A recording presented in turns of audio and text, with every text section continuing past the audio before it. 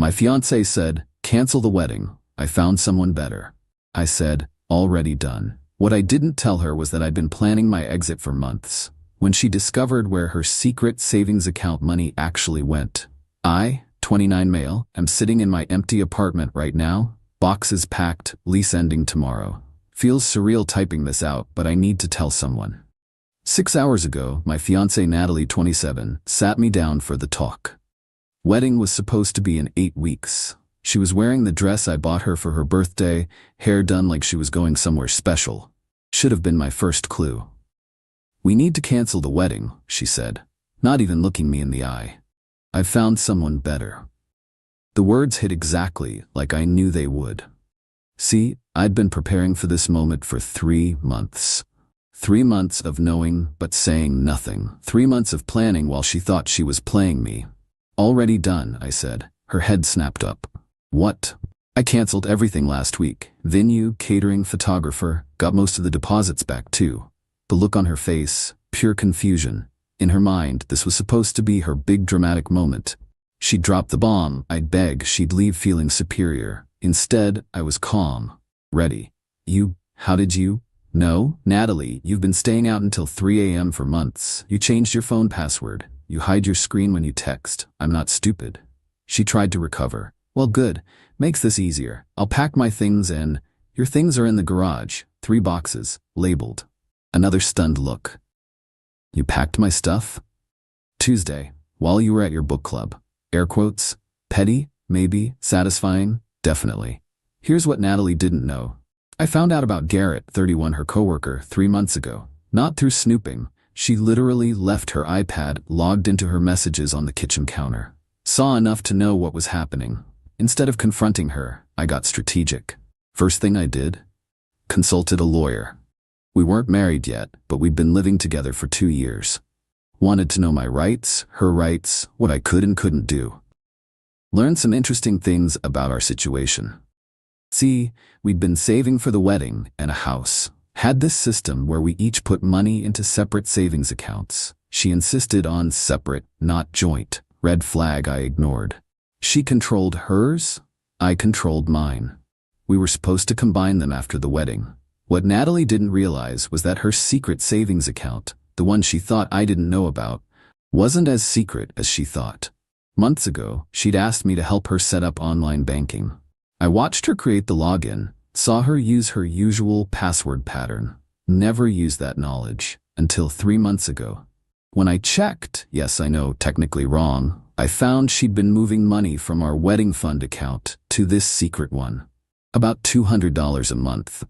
Balance was sitting at around $4,800. But here's the kicker. The account was still legally connected to her old checking account from college. An account her parents had co-signed. An account that, due to some lazy banking, still had her dad Theodore as a joint owner. Theodore, who absolutely despises cheaters after his first wife left him for another man. Theodore, who I'd grown close to over the years. Theodore, who I'd had lunch with last month where I might have mentioned his daughter seemed distant lately. "I'm taking my money from the wedding account," Natalie said, trying to regain control. "All of it." "Sure, your contributions are all yours." I pulled out my phone, showed her the banking app. "Already transferred your $3,600 back to your checking this morning." "That's it. What about the rest?" "What rest? That's exactly what you put in. I have the records." She went pale, started doing mental math. See, she'd been telling me she was contributing $500 a month but only putting in $300. The other $200 went to her secret fund. In her mind, she had at least $10 saved between both accounts. Reality? About $8,400 total. "This isn't right. I saved more than that." "No, you told me you were saving more. Big difference." She stood up, angry now. "Fine. Whatever. Garrett makes 3 times what you do anyway." Garrett finally said his name, the marketing director who'd been promising her the world, taking her to fancy restaurants on his expense account, buying her jewelry she had to hide, making her feel like she was trading up. "Good for Garrett," I said. "Hope he's cool with your spending habits." "What's that supposed to mean?" I shrugged. "Nothing. Just that you spent $400 on a purse last week while telling me we needed to cut back on wedding expenses. Interesting priorities." She grabbed her phone, started texting furiously. Probably Garrett, telling him to come get her. Oh, I added, super casual. About your savings, the secret one? Might want to check that. She froze. How do you? Natalie, you used your birthday for the password, after you changed it from your dog's name, which you also used for your laptop. You're not exactly a mastermind. She opened her banking app. I watched her face change as she saw the balance. What did you do? Me. Nothing. Your dad, though, he saw some unusual activity on an account he co-owns. As is his right, move the money to protect it. You should call him. The next 20 minutes were beautiful chaos. She called her father, screaming about theft, demanding her money back. I could hear Theodore's calm voice through the phone.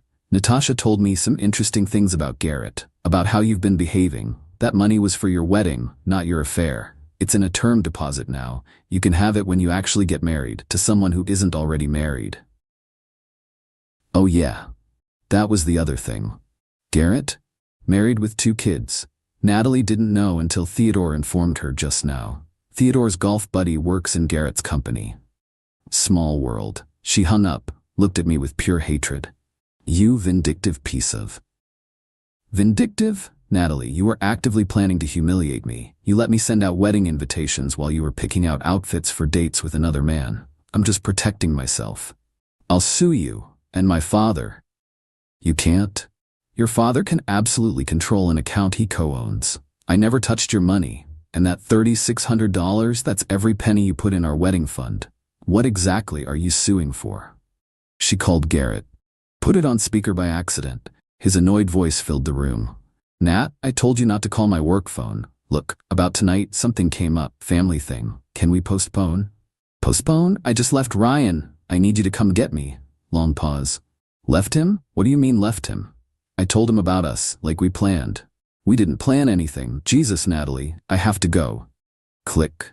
The look on her face, reality hitting like a freight train. No fiancé, no backup plan, no secret savings, no apartment. Lease was in my name only. She made more calls. Friends who were suddenly busy. Her sister who said she couldn't deal with your drama right now. Finally called an Uber to her mom's house. As she waited, dragging her boxes to the door, she turned back one last time. I hope you're happy. You've ruined everything. No, Natalie, you ruined everything. I just refuse to let you ruin me too. The Uber pulled up. She left without another word. I'm moving tomorrow. Already got a job lined up in another city. Fresh start. The apartment's empty except for my stuff, all packed and ready. 3 months of pretending everything was normal while watching her lie to my face. 3 months of careful planning. 3 months of letting her think she was in control. Worth every second. Update 1. Holy hell, the entitlement is off the charts. So I'm in my new city, staying at an extended stay hotel, while I apartment hunt. Blocked Natalie on everything before I left, but she knows my email. Woke up to 19 messages. 19. Started with anger. You're a sociopath. Who planned something like this? Moved to bargaining. Can we talk? I made a mistake, but we can work through this. Ended with threats. I know where you work now. I'll tell them what kind of person you are. That last one made me laugh. She thinks she knows where I work because she saw me update my LinkedIn. What she doesn't know, I haven't started yet. Don't start for another 2 weeks. Also, my new company, they specifically headhunted me. Pretty sure they won't care about drama from my ex. But the emails weren't the best part. No, the best part was the text I got from Theodore. Theodore, Ryan, hope you're settling in well. Thought you should know Natalie attempted to access the term deposit. Bank flagged it as potential fraud since she's not authorized. I've had to secure all my accounts now. Also, she's telling people you manipulated me. My daughter, who lied for months, is claiming manipulation. The irony. Then he sent a screenshot of a text she sent him. Dad, you have to give me my money. Ryan poisoned you against me. Garrett was just a friend. Nothing happened. I need that money for a new apartment. This is financial abuse. Theodore's response, the only abuse I see is of the trust others placed in you. The money stays where it is. But wait, it gets better. Yesterday, I get a call from the wedding venue. Remember how I said I canceled everything? Well, the venue has a generous cancellation policy. Full refund if canceled 6+ weeks before the event. I got back our $3,000 deposit. Here's where Natalie screwed herself. When we booked it, she insisted on being the primary contact because she wanted to control the planning. Fine by me. But when I canceled, I did it over the phone, said I was calling on behalf of the couple. They processed it, sent confirmation to the email on file, which was hers. She apparently didn't check that email for days, only found out when she tried to call the venue to change the date for her and Garrett. The audacity. They told her the booking was canceled and refunded. She demanded to know where the refund went. To the credit card that made the deposit. My credit card. To another email. That venue money is half mine. You stole from me. I forwarded that one to my lawyer friend, not officially retained, just a buddy from college. He laughed. She wants to claim half of a canceled wedding venue for a wedding she ended? Good luck with that. But the real kicker came this morning. Remember Garrett? Mr. 3 times my salary marketing director? I know someone who works adjacent to his company. They told me some interesting news. Garrett's been placed on administrative leave. Turns out, using your company credit card for dates with your side piece is frowned upon, especially when your wife's divorce lawyer subpoenas the records. Yeah, his wife found out. Don't know if it was Natalie's calls to his work phone or what, but she found out, and she's not playing around. So Natalie's grand plan of trading up resulted in lost her fiancé, me, lost her housing, lost her secret savings, lost her side piece, burned bridges with friends who are tired of her drama, pissed off her father who controls the only money she thought she had, and now Garrett's probably losing his job and half his assets in divorce. Meanwhile, I'm sitting here with my full wedding fund, minus her contributions I returned, venue refund, fresh start in a new city, job that pays 40% more than my old one, peace of mind. The entitlement though, she really thought she could monkey branch from me to Garrett while keeping me as backup. Really thought her secret savings made her clever, really thought there'd be no consequences. My favorite email from her? You don't understand what you've done. I was going to have everything. Yeah, Natalie, you were, and you threw it away for a married man who was just using you. More updates as the crazy continues, because something tells me she's not done yet. Update 2, the extinction burst has, wait no, this isn't that, this is something else. This is pure, concentrated entitlement meeting reality and losing badly. So remember how Natalie thought she was getting everything? Well, she's been busy, desperately, frantically busy. First, she tried the financial angle, hired a lawyer, an actual lawyer. Except, what do you hire a lawyer for when you're not married, have no kids, and no shared assets? She wanted to sue for 1. Emotional damages from me canceling the wedding, 2. Her share of the venue refund, 3. The stolen savings account money, 4. Lost wages from having to move back with her mom. Her lawyer lasted exactly 1 consultation. Probably told her she had no case. I know this because Theodore sent me a text. She asked me to pay for a lawyer to sue you and me. I suggested she use her money. She hung up. Next, she tried getting our mutual friends involved. Started calling people we'd invited to the wedding, spinning this sob story about how I'd financially abused her and trapped her into cheating. Yeah, she actually tried to claim I made her cheat by being emotionally unavailable. Problem? Our friends aren't idiots. Her best friend Jess called me. Did Natalie really try to claim you forced her to date Garrett? Because she told me 3 months ago she was in love with him and planning to leave you after the wedding so she could get gifts first. After the wedding, for gifts. I sent Jess a thank you card for saving me from that nightmare. But here's where it gets really good. Natalie decided if she couldn't get money from me or her dad, she'd get it from Garrett. Started harassing him. Calling his work, the phone he told her not to call, showing up at his office, demanding he take responsibility for ruining her life. Security had to escort her out, twice. Garrett, trying to save his marriage and job, did the only thing he could. He threw Natalie under the bus. Told his wife that Natalie pursued him relentlessly, that she wouldn't take no for an answer, that he was trying to be professional, but she misread signals. Complete BS, but his wife wanted to believe it. So now Natalie's getting legal letters from W sources. Garrett's divorce lawyer, cease and desist for contacting their client, and his company's HR, formal trespass warning. She emailed me about this too. Look what you've caused. Garrett's wife is threatening me with a restraining order. This is your fault. My fault. Her affair partner's wife wanting her to stay away is my fault. But the pinnacle of entitlement came yesterday.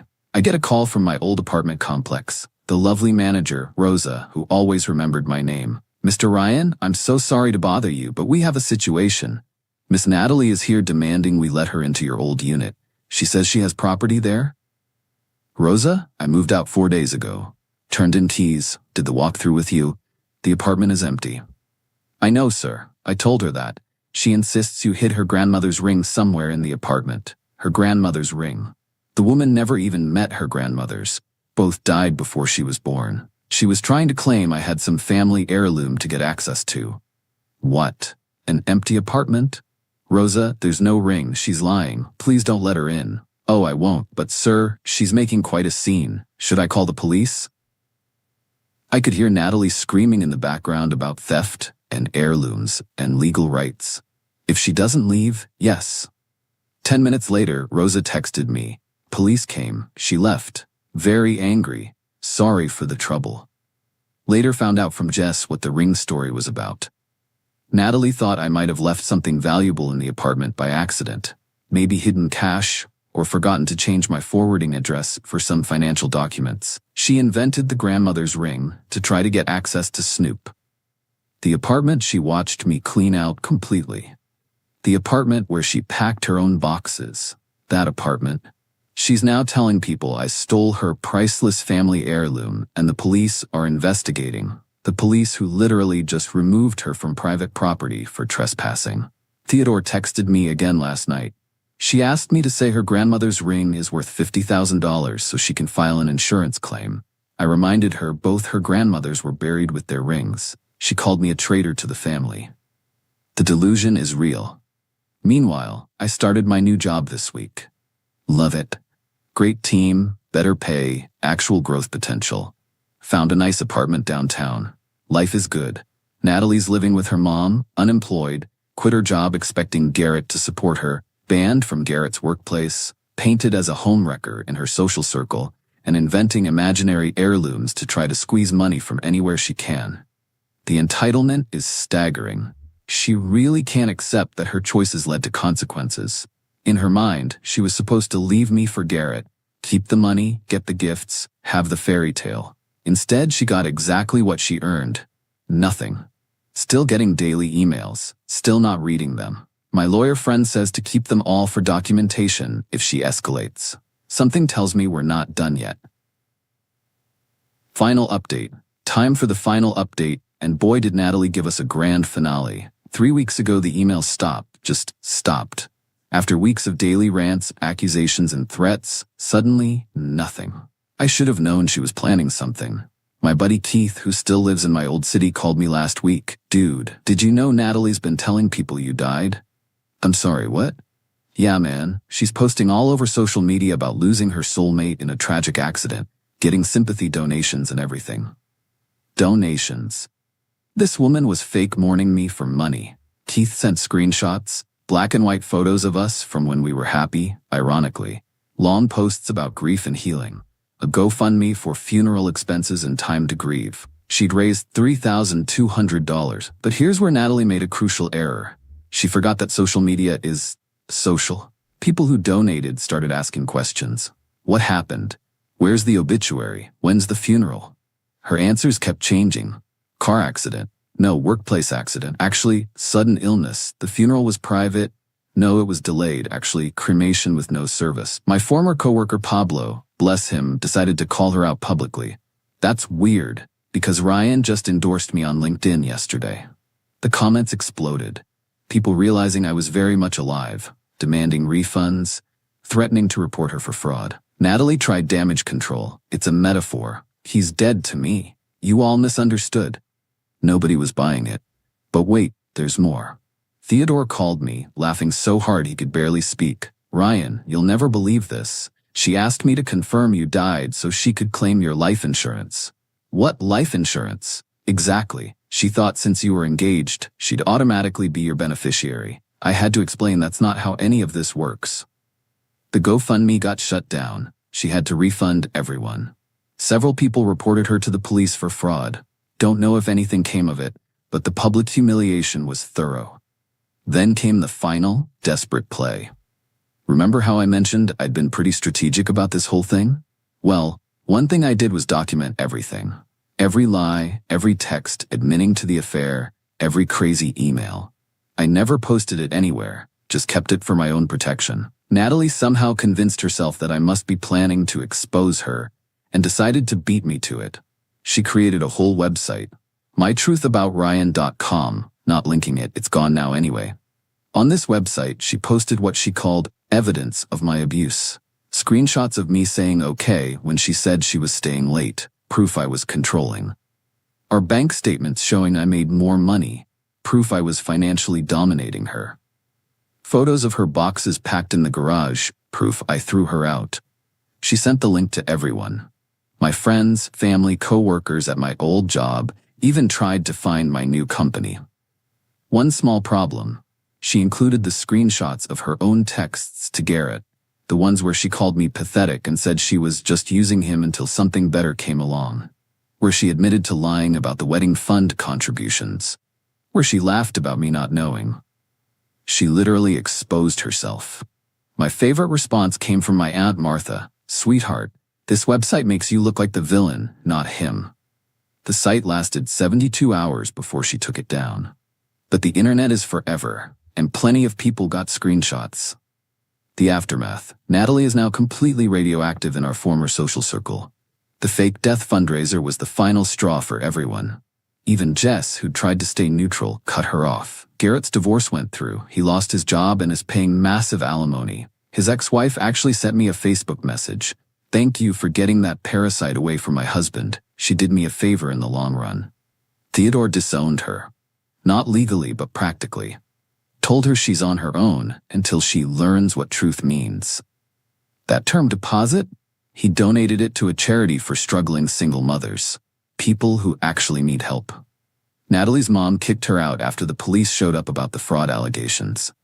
Last I heard, she was couch surfing and working at a cell phone kiosk at the mall. As for me, life's great. Love the new job, new city, new apartment. Started dating someone. Taking it slow, but she's amazing. Honest, independent, has her own life and goals. Funny thing about consequences. Natalie spent so much time trying to avoid them, trying to scheme her way around them, that she created worse ones for herself. If she'd just broken up with me honestly, she'd have her $3,600, her dignity, and probably a new relationship.